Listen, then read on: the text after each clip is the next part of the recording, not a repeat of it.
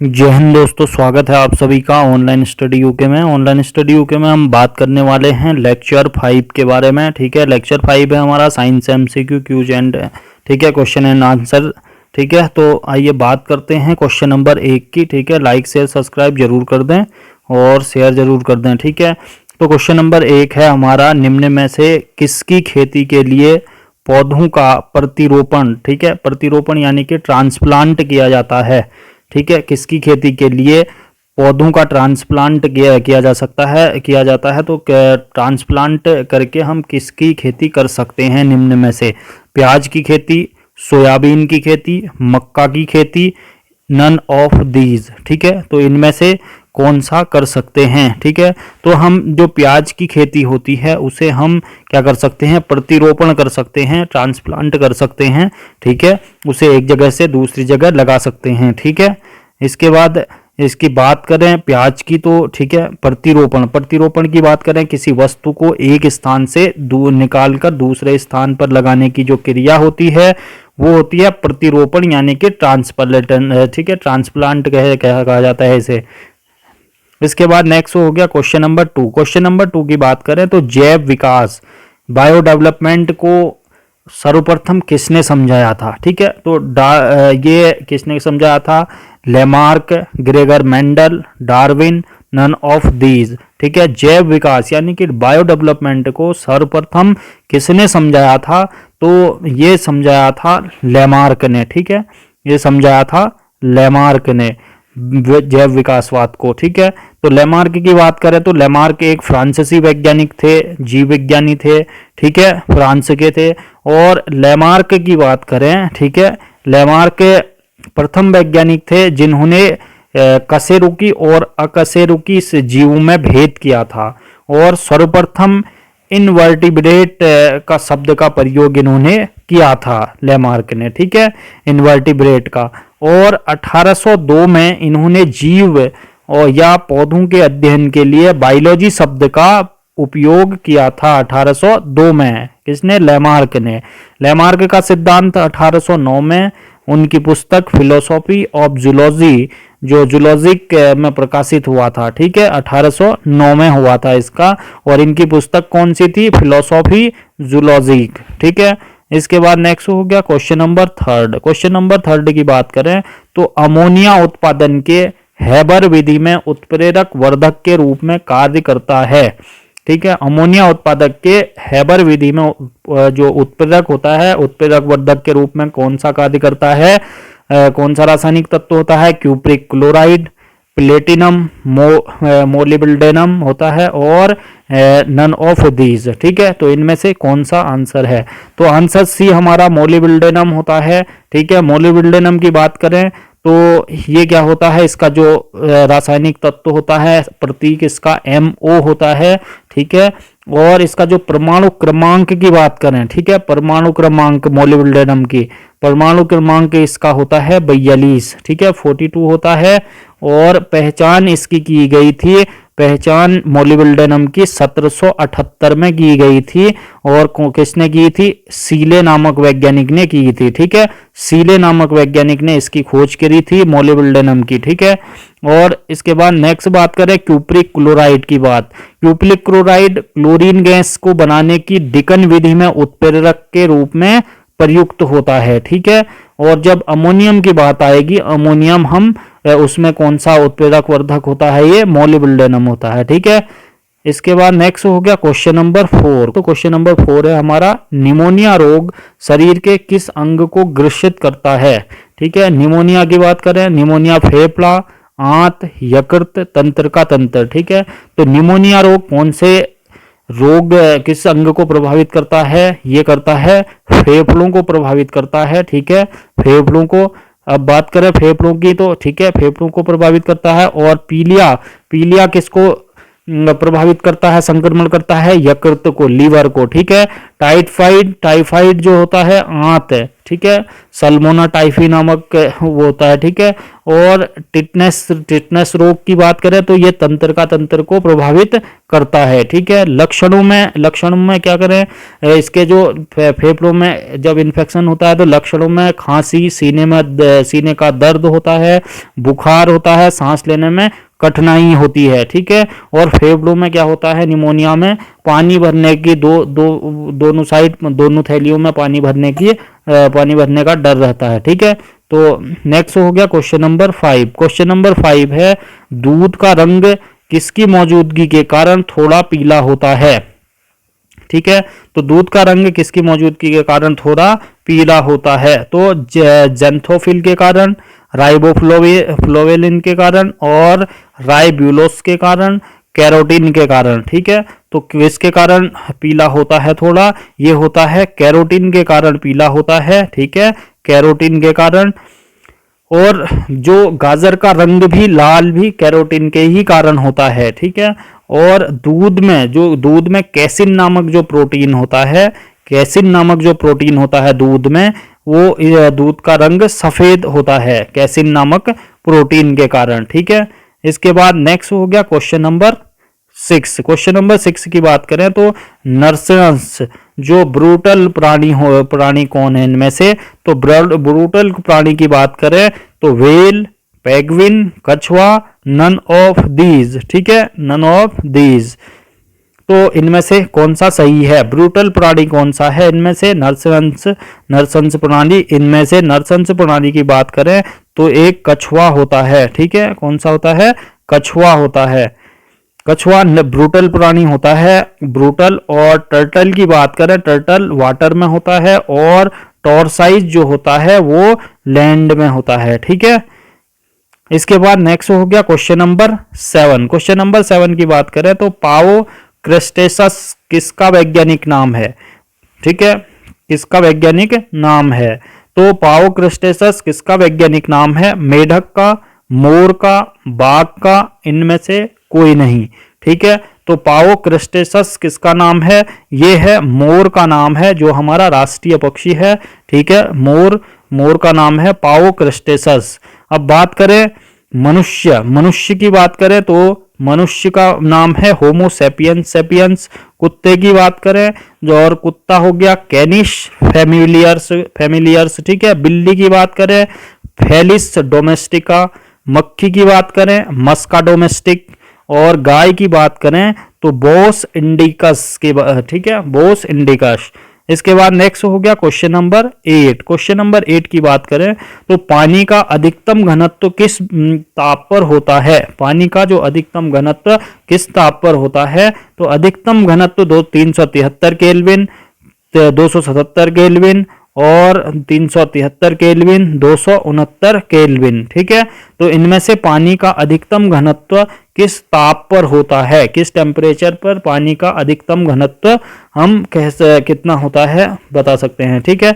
तो कितना होता है, ये होता है 277 केल्विन पर, ठीक है। 277 केल्विन पर पानी का जो घनत्व होता है वो ताप पर अधिकतम होता है 277 केल्विन तापमान पर। तापमान के साथ पानी का घनत्व क्या होता है, बढ़ता है, ठीक है, बढ़ता है। तापमान के साथ जो पानी का घनत्व होता है वो बढ़ता है, लेकिन मात्रा कम हो जाती है। और 4 डिग्री सेंटीग्रेड पर पानी की मात्रा कम है और घनत्व क्या है, अधिकतम हो जाता है। इसके बाद नेक्स्ट हो गया क्वेश्चन नंबर 9। क्वेश्चन नंबर 9 की बात करें तो तेज हवा वाली रात्रि में ओस क्यों नहीं बनती है, ठीक है। ओस जो होता है पाला, वो क्यों नहीं बनती है ओस तेज हवा वाली रात्रि में, वाष्पीकरण की दर के तेज होती है, हवा में नमी कम होती है, तापमान अधिक रहता है, आकाश स्पष्ट नहीं होता है, ठीक है। तो वाष्पीकरण की दर तेज होती है, हवा में नमी कम होती है, तापमान अधिकतम रहता है, आकाश स्पष्ट नहीं होता है। तेज हवा वाली रात्रि में ओस क्यों नहीं बनती है, ठीक है। तो क्यों नहीं बनती है, वाष्पीकरण की दर तेज होने के कारण नहीं बनती है। क्या, वाष्पीकरण की दर तेज होने के कारण जो तेज हवा वाली रातों में ओस जम नहीं पाती है, ठीक है। तो तो तेज हवा की जो तेज हवा में रात में ओस नहीं बनती है, क्योंकि तेज हवा क्या करती है, तेज हवा के कारण वाष्पीकरण की दर तेज होती है और ओस के कण क्या होते हैं, वाष्पित हो जाते हैं। ठीक है, ओस के कण क्या होते हैं, वाष्पित हो जाते हैं, उड़ जाते हैं जल्दी। इसके बाद नेक्स्ट हो गया क्वेश्चन नंबर 10। क्वेश्चन नंबर 10 की बात करें तो कौन से प्राथमिक रंग स्क्रीन पर विभिन्न रंगों का उत्पादन करते हैं? कौन से जो टीवी स्क्रीन पर क्या करते हैं, प्राथमिक रंगों का उत्पादन करते हैं? लाल, हरा, नीला, लाल, पीला, हरा, नारंगी, हरा और बैंगनी, लाल, पीला, हरा और काला। ठीक है, तो टीवी स्क्रीन पर जो प्राथमिक रंग होते हैं वो रंगों का उत्पादन करते हैं कौन? लाल, हरा और नीला। ठीक है, कौन से? लाल, हरा और नीला। बात करें कैथोड ट्यूब्स, जो सीआरटी होती है, कैथोड रे ट्यूब, और जो रंगीन टेलीविजन में प्रयोग किया जाता है और 3 अलग अलग फास्फोर का उपयोग करता है, जो क्रम से क्या होते हैं, लाल होता है रेड, हरा ग्रीन हो गया और नीला हो गया। प्रकाश का उत्सर्जन करते हैं ये तीनों, और वे धारियों का समूह में एक साथ पैक किए जाते हैं और इन्हें क्या कहते हैं, ट्राइएड्स कहा जाता है। ठीक है, ट्राइएड्स की बात करें तो ट्राइएड्स लाल, हरा और नीला को कहा जाता है। ठीक है, इसके बाद नेक्स्ट हो गया क्वेश्चन नंबर 11। क्वेश्चन नंबर 11 की बात करें तो मानव शरीर का सामान्य तापमान 98.6 डिग्री फ़ारेनहाइट है।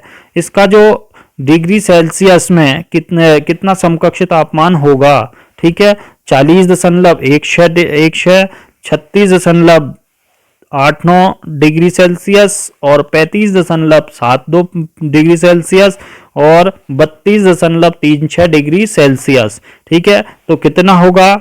ये होता है 36.89 डिग्री सेल्सियस। ठीक है, क्योंकि 37 डिग्री होता है हमारे ऑप्शन में, ये नज़दीक में सबसे यही है। ठीक है, 36.9, तो 36.9 डिग्री सेल्सियस होता है। ठीक है, कितना होता है? 36.9 डिग्री सेल्सियस। मनुष्य का शरीर जो सामान्य तापमान होता है वो 37 डिग्री सेल्सियस होता है या 98.6 डिग्री फ़ारेनहाइट में होता है।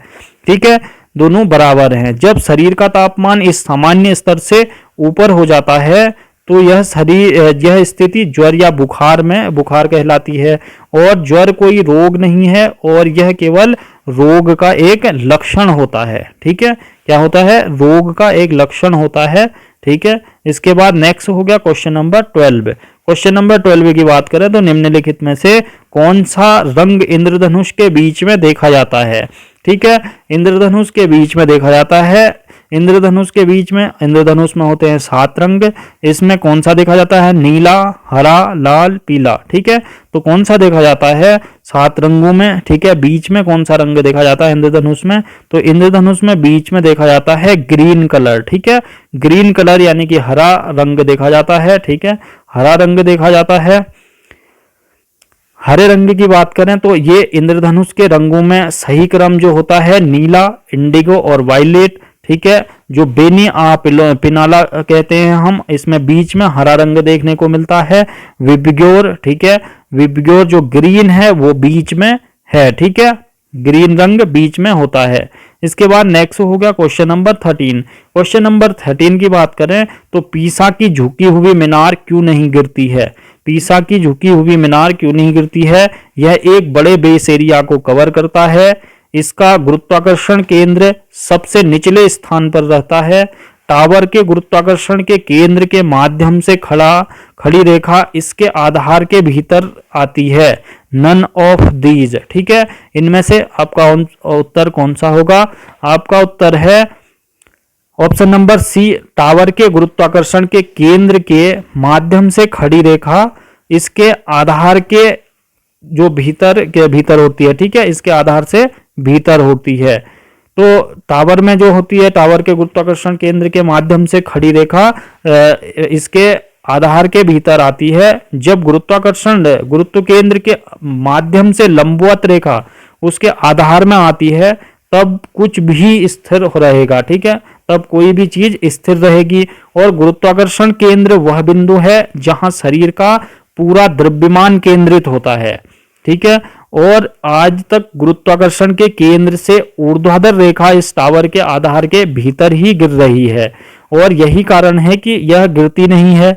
और यह माना जाता है कि जब टावर आगे झुक जाता है और उसके गुरुत्वाकर्षण के केंद्र से रेखा उसके आधार से गुजरती है तो यह नीचे गिर जाएगी। ठीक है, जिस दिन ऐसा होगा तो ये गिर जाएगी नीचे। इसके बाद नेक्स्ट हो गया क्वेश्चन नंबर 14। क्वेश्चन नंबर 14 की बात करें तो ऊर्जा संरक्षण का मतलब है, ऊर्जा संरक्षण का मतलब है तो पीढ़ी और ऊर्जा का निर्देशन। ऊर्जा बनाई जा सकती है, ऊर्जा बनाई नहीं जा सकती है, ठीक है, और लेकिन नष्ट हो गई है। और ऊर्जा न तो बनाई जा सकती है और न ही नष्ट की जा सकती है। तो आपका option number D right answer है।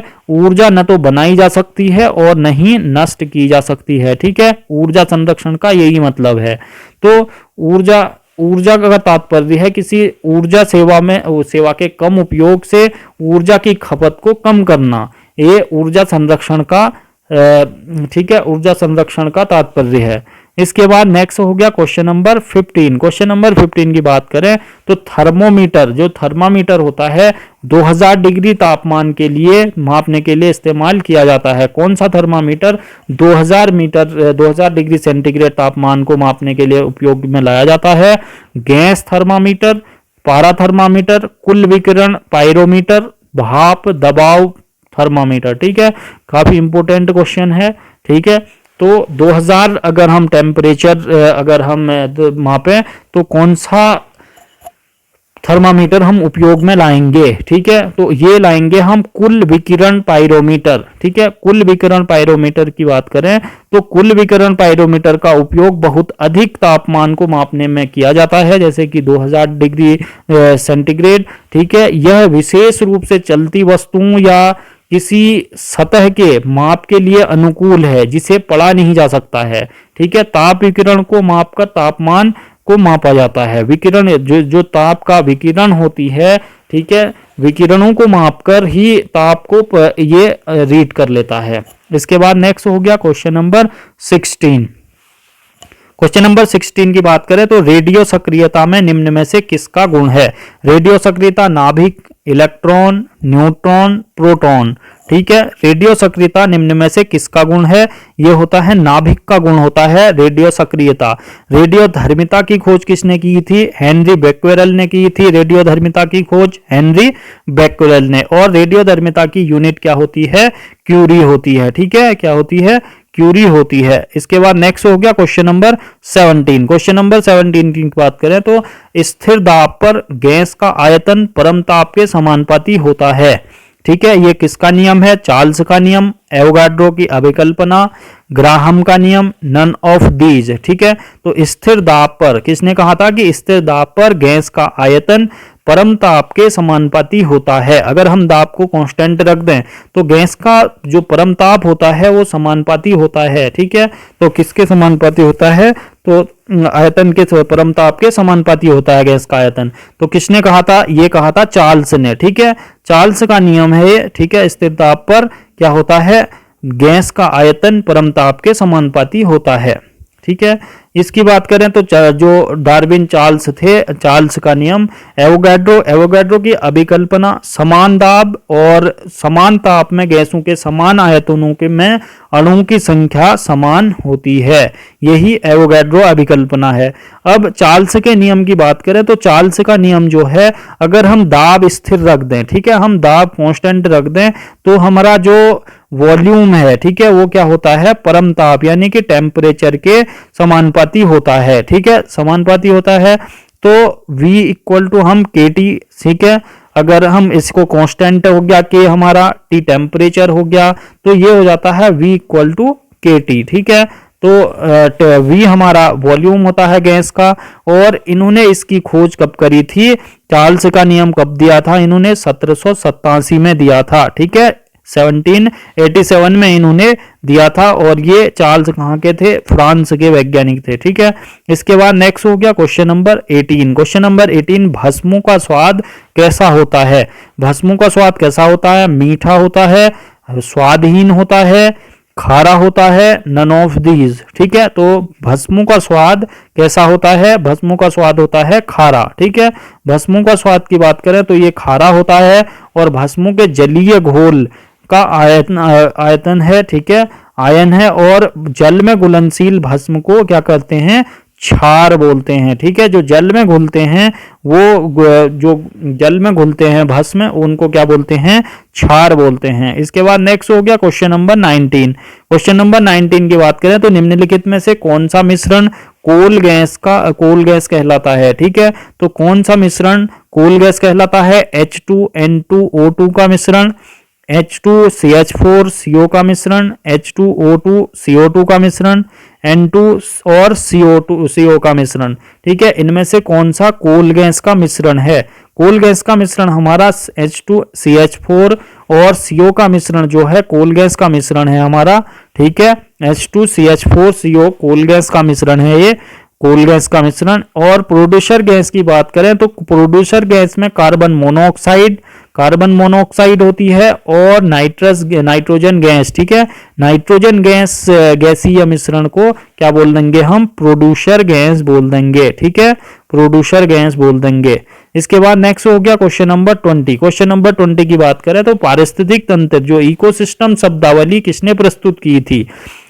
पारिस्थितिक जो इकोसिस्टम शब्दावली की ल्यूवेनहॉक, लेनी, टॉन्सले, क्रिश्चियन बर्नार्ड। ठीक है, किसने करी थी? इकोसिस्टम जो शब्दावली थी, ठीक है, उसे किसने प्रस्तुत किया था? ये टॉन्सले ने। ठीक है, टॉन्सले ने किया था इकोसिस्टम शब्दावली का, टॉन्सले ने इकोसिस्टम शब्दावली का प्रतिपादन किया था। और ल्यूवेनहॉक ने जीवाणु की खोज की थी। और लेनी की बात करें, लेनी ने क्या करा था? स्टेथोस्कोप का आविष्कार करा था। स्टेथोस्कोप का आविष्कार लेनी के द्वारा किया गया था। ल्यूवेनहॉक ने जीवाणु की खोज करी थी। और क्रिश्चियन बर्नार्ड ने क्या करा था? हृदय का पहला प्रतिस्थापन किसने किया था? क्रिश्चियन बर्नार्ड ने करा था। ठीक है, इसके बाद नेक्स्ट हो गया क्वेश्चन नंबर 21। क्वेश्चन नंबर 21 की बात करें तो पारिस्थितिक तंत्र के दो घटकों में कौन से हैं? पारिस्थितिक तंत्र के दो घटकों के नाम पौधे और प्रकाश, जैव और अजैविक, खरपतवार और सूक्ष्मजीवी, नन ऑफ दीज। ठीक है, पारिस्थितिक तंत्र के दो घटक हैं, इनमें से जैविक और अजैविक। ठीक है, जैविक और अजैविक जो होते हैं पारिस्थितिक तंत्र के घटक होते हैं। ठीक है, दो घटक जैविक और अजैविक। अब पारिस्थितिक तंत्र की बात करें तो एक पारिस्थितिक तंत्र जिसमें एक दिए गए क्षेत्र में रहने वाले सभी वस्तुएं, जैसे उनमें जानवर होंगे, पौधे, जीव होंगे, अन्य शामिल रहते हैं, और तथा एक दूसरे के साथ मिलकर निर्जीव वातावरण, मौसम, पृथ्वी, सूर्य, मिट्टी, जलवायु, वातावरण को प्रभावित करते हैं। यही क्या है? पारिस्थितिक तंत्र है। ठीक है, क्या है? पारिस्थितिक तंत्र है, इकोसिस्टम। इसके बाद नेक्स्ट हो गया क्वेश्चन नंबर 22 की बात करें तो क्वेश्चन नंबर 22 में निम्न में से कौन सा ऊतक घाव भरने में सहायक होता है? घाव भरने में एपिथीलियम ऊतक, वसामयी ऊतक, न्यूरॉन हो गया, और नन ऑफ दीज हो गया। ठीक है, तो जो हमारा घाव भरने में सहायक होता है वो होता है एपिथीलियम ऊतक होता है। ठीक है, एपिथीलियम ऊतक घाव भरने में सहायक होता है, और इसे क्या बोलते हैं? शरीर की सुरक्षा का कवच बोलते हैं एपिथीलियम ऊतक को। ठीक है, शरीर की सुरक्षा का कवच किसे बोलते हैं? एपिथीलियम ऊतक को बोलते हैं। और वसामयी ऊतक की बात करें तो शरीर को गर्म रखने के लिए उत्तरदायी होता है वसामयी ऊतक। इसके बाद नेक्स्ट हो गया क्वेश्चन नंबर 23। क्वेश्चन नंबर 23 की बात करें तो जब शुद्ध जल में डिटर्जेंट डाला जाता है तो पृष्ठ तनाव पर क्या प्रभाव पड़ेगा? ठीक है, तो पृष्ठ तनाव पर क्या प्रभाव पड़ता है? घट जाता है पृष्ठ तनाव, अपरिवर्तित रहता है, बढ़ जाता है, और नन ऑफ दीज। ठीक है, तो शुद्ध जल में डिटर्जेंट डालने पर क्या होता है? वो घट जाता है उसका पृष्ठ तनाव। ठीक है, क्या होता है? घट जाता है, डिक्रीज हो जाता है। ठीक है, साबुन को जल में घोलने पर पृष्ठ तनाव क्या होता है? घट जाता है। इसके बाद नेक्स्ट हो गया क्वेश्चन नंबर 24। क्वेश्चन नंबर 24 की बात करें तो पहिए में बॉल बीयरिंग का क्या कार्य है? बॉल बीयरिंग का क्या कार्य है पहिए में? स्थैतिक घर्षण को गतिज घर्षण में बदलना, घर्षण को बदलना सुविधा के लिए, और गतिज घर्षण को बेलन घर्षण में बदलना। ठीक है, तो इनमें से क्या होगा? जो बॉल बीयरिंग होती है, ठीक है, बॉल बीयरिंग बॉल बीयरिंग की बात करें तो ये है, ठीक है। बॉल बीयरिंग का कार्य क्या होता है, इसमें बॉल बीयरिंग अंदर होती हैं। इसके बाद इसका क्या होता है, स्थैतिक घर्षण को ये क्या करता है, गतिज घर्षण में बदल देता है। क्या करता है, स्थैतिक घर्षण को गतिज घर्षण में बदल देता है, ठीक है। इसके बाद नेक्स्ट हो गया question number 25। Question number 25, J Thomson को किसकी खोज के लिए भौतिकी में नोबेल पुरस्कार प्राप्त हुआ। जे थॉमसन को किस चीज की खोज के लिए भौतिकी का नोबेल पुरस्कार दिया गया, तो न्यूक्लियस, प्रोटॉन, इलेक्ट्रॉन और न्यूट्रॉन, ठीक है। तो जे थॉमसन ने क्या करा था, इलेक्ट्रॉन की खोज करी थी, ठीक है। क्या करी थी, इलेक्ट्रॉन की खोज करी थी जे थॉमसन ने। कब करी थी, 1897 में करी थी, ठीक है। इलेक्ट्रॉन की खोज कब करी थी, 1897 में करी थी। प्रोटॉन की खोज रदरफोर्ड ने करी थी, ठीक है। प्रोटॉन की खोज किसने की थी, रदरफोर्ड ने। न्यूट्रॉन की खोज चैडविक ने, ठीक है, चैडविक ने करी थी न्यूट्रॉन की खोज। और न्यूक्लियस की खोज रॉबर्ट ब्राउन ने करी थी, ठीक है। न्यूक्लियस की खोज करी थी रॉबर्ट ब्राउन ने। इसके बाद बात करें क्वेश्चन ऑफ द डे की बात करें तो क्वेश्चन ऑफ द डे है, पारे का मुख्य अयस्क क्या है, ठीक है। अगर आपने पहले की वीडियो देखी होंगी तो आप जरूर इसका उत्तर देंगे और ज्यादा से ज्यादा लाइक शेयर सब्सक्राइब करें। तो पारे का मुख्य अयस्क पिंच ब्लेंड हो गया, बॉक्साइड हो गया, सिनेबार हो गया और लिथियम हो गया, ठीक है। तो आप कमेंट बॉक्स में इसका उत्तर जरूर दें और लाइक शेयर सब्सक्राइब जरूर कर दें, ज्यादा से ज्यादा शेयर करें, सपोर्ट करें। Thank you so much.